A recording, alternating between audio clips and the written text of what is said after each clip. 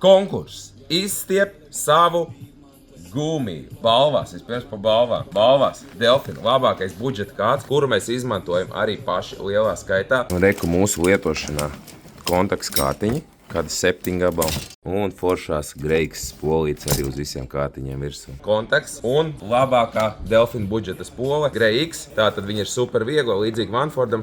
Viena no labākajām spolēm, kādu vispār es esmu turējis rokās. Un viņa maksā ļoti lēti par konkursu. Tātad, kas ir jādara? Tu paņem mūsu šitās te FlexiFloat gumijas, parādi izvēli.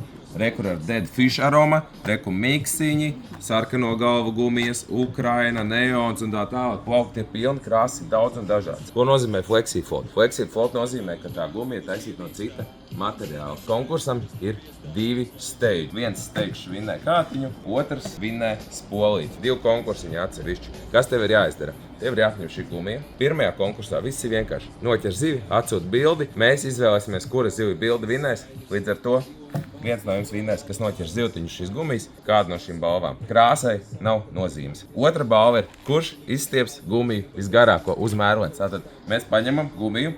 Ko mēs darām? Mēs uzliekam viņu uz certificēts mērlens, no labi, īstenībā vienalga kurš, un stiepjam. Stiepjam. Nu, man sanāca 69 centimetri. Ot, pārspēj šito. Bet viņiem ir arī dēles. Un īstenībā es gribēju pamēģināt prikolu. Tā ir tāda dēle, kur arī var izmantot dropshotām zandartiem. Pasties, cik seksīgi. Varbūt viņi var izstiept garāk. Viņi ir diezgan tādi resni. 80 ceņi. Trofejas zivs.